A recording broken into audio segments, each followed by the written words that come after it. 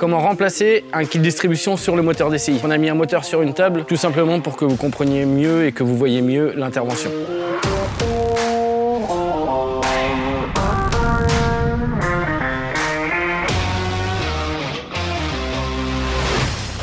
Donc tout d'abord, on va commencer par enlever notre courroie d'alternateur. Donc là, on va desserrer notre vis de tension d'alternateur pour pouvoir enlever la courroie. Donc là, on détend notre alternateur, on enlève notre courroie d'alternateur. Ensuite, on va pouvoir démonter la poulie d'ampère et notre carter de cache distribution. On va pouvoir enlever nos 4 vis de la poulie d'ampère. Donc je prends un petit tournevis plat que je viens bloquer dans le démarreur avec le volant moteur. Voilà. Donc là, je peux retirer mes 4 vis. On peut enlever notre poulie d'ampère. Ensuite, on va pouvoir enlever notre carter de distribution. Donc il y a toutes les petites vis Torx qu'il y a autour.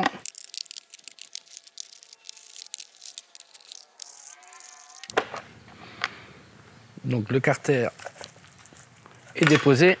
On a ensuite accès à notre courroie de distribution. Petit rappel, sur le moteur DCI, la courroie de distribution est à remplacer tous les 50 000 km ou tous les 4 ans. Donc là, on va pouvoir caler notre moteur. Donc toujours avec la poulie de vibrequin, je vais venir tourner dans le sens des aiguilles d'une montre jusqu'à arriver à nos repères de calage de distribution. Donc on tourne jusqu'à arriver sur notre point de calage, le point blanc sur la poulie d'arbre à cam, ainsi que le trait sur le carter de courroie de distribution, donc aligné. Et sur le bas, notre poulie de vibrequin, on a pareil le point blanc avec le trait qui est aligné. Donc là, notre moteur est calé pour faire la distribution. On va pouvoir enlever notre courroie de distribution. Donc on va dévisser la vis du galet tendeur. Donc on peut dévisser notre vis du galet tendeur. Et ensuite, on peut enlever la courroie.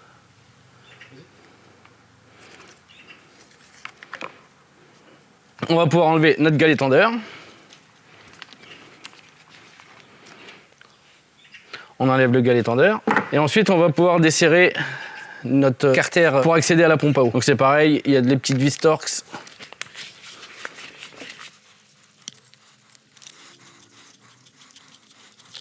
Après, 2 astuces, soit vous enlevez votre filtre à huile, ou soit vous mettez un petit peu le carter sur le côté, et là vous pouvez passer sans démonter le filtre à huile. Et comme ça, on a accès à notre pompe à eau. Pour démonter la pompe à eau, je vous conseille de tapoter un petit coup vos vis avant d'essayer de les desserrer, sinon vous risquez de déformer la tête. Et là, pour les sortir après, c'est un peu plus compliqué. Donc vous mettez des petits coups sur chaque vis.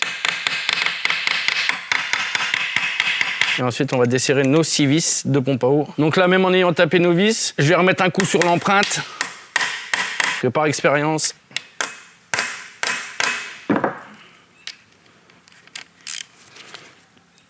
ouais, ça va être rigolo. Donc là, même en ayant tapé sur nos vis, les têtes se déforment. Donc je vais y mettre un petit coup de burin.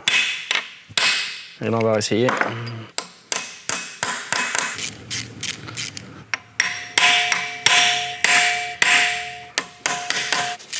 A few moments later. Donc voilà, donc comme je vous ai expliqué, si vous n'arrivez pas à les sortir, un petit coup de burin sur les vis. Et là, on va pouvoir sortir notre pompe à eau. Donc c'est pour ça, commandez bien les 6 vis de pompe à eau quand vous commandez le kit distri. Elles ne sont pas livrées dans le kit distri, mais on les vend au détail sur le site. Donc voilà, nos 6 vis de pompe à eau sont enlevées. Je vais prendre un petit tournevis pour décoller la pompe à eau. Donc attention, ne forcez pas de trop non plus. Vous pouvez tapoter un petit peu. De toute façon, on la remplace, c'est pas très grave. Parce qu'il n'y a pas de joint, elle est montée que à la pâte à joint.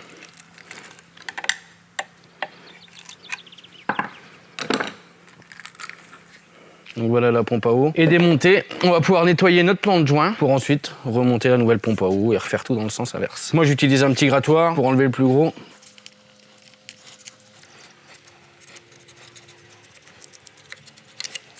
Et ensuite, un petit bout de papier. Et on va venir nettoyer notre plan de joint correctement. On va passer un petit coup de dégraissant sur le plan de joint. Et on va pouvoir remonter notre pompe à eau. Donc j'ouvre mon kit distri.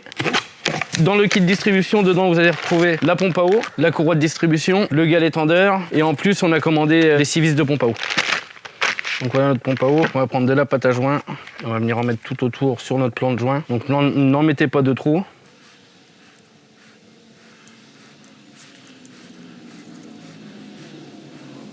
Donc voilà, ça suffit largement. Et là, on va pouvoir venir remettre notre pompe à eau en place.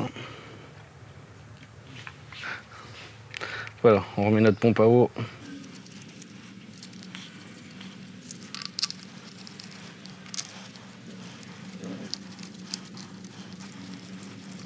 J'approche toutes mes vis à la main. Et ensuite, on va serrer au couple. Donc la pompe à eau, c'est 10 newtons. Donc là, ma clé dynamo est bien réglée à 10 newtons. Donc on va serrer notre pompe à eau. On va faire en escargot. Et un clic, ça suffit. Pas besoin de faire cliquer la clé 10 fois. Hein. Un clic seulement. Donc voilà, notre pompe à eau est serrée. On va pouvoir enlever un petit peu l'excédent qu'il y a eu à côté. Donc ensuite, on va remettre notre carter de distribution en place. Et on va resserrer les vis qui le maintiennent. Et c'est pareil, carter de distribution, 10 newtons. Donc voilà, notre carter a monté. On va pouvoir remettre notre galet tendeur. Donc on va approcher la vis sans la bloquer. Juste on le met en appui.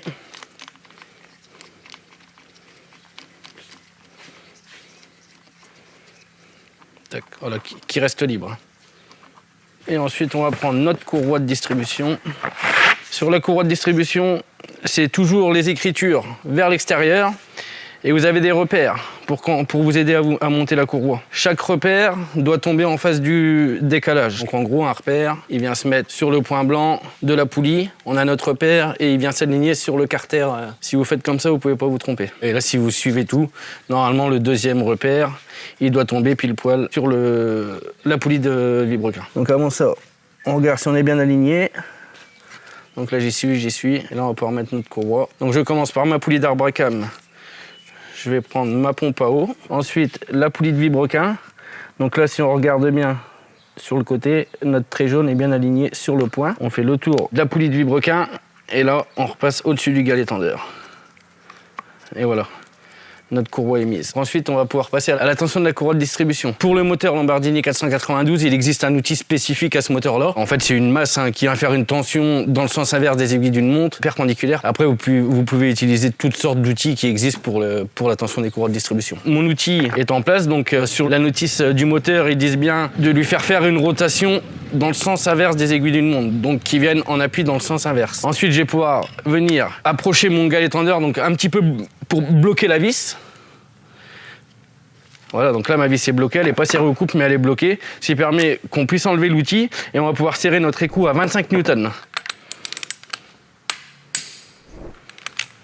Donc voilà, notre galet tendeur est serré, notre courroie est bien alignée. Alors toujours pour s'assurer, faites quelques tours du moteur. Donc moi pour refaire, après plusieurs expériences, je remets toujours au moins 2 vis sur la poulie d'ampère parce que j'ai quelques clients qui ont fait les tours moteur, ou qui ont essayé de démarrer sans remettre la poulie d'ampère, la courroie a sauté, ils ont cassé le moteur. Donc je remets juste 2 vis, histoire que ma courroie ne bouge pas. Pour ensuite faire quelques tours moteur pour s'assurer qu'on est bien calé et que le moteur tourne bien. Pas besoin de les bloquer, hein. C'est juste pour pas que la courroie sorte au niveau du vibrequin. Et on va faire quelques tours, donc toujours dans le sens des aiguilles d'une montre.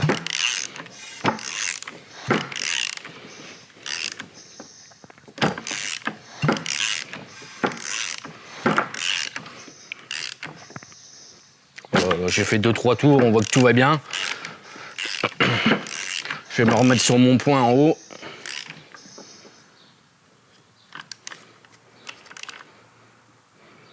Hop, là je suis aligné. Je vais pouvoir enlever ma petite poulie d'ampère. On va s'assurer que ça n'a pas bougé. Donc tout est bon, on va pouvoir remettre notre carter de distribution.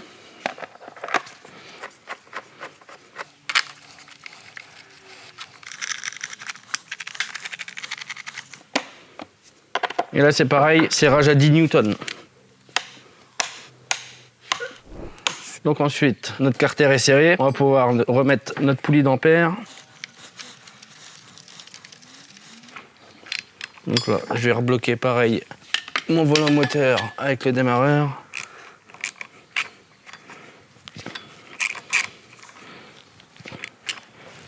Et voilà, donc là on est serré. On va pouvoir remettre notre courroie d'alternateur.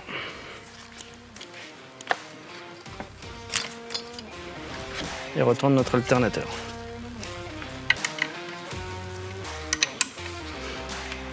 Et voilà comment remplacer le kit distribution sur le moteur DCI.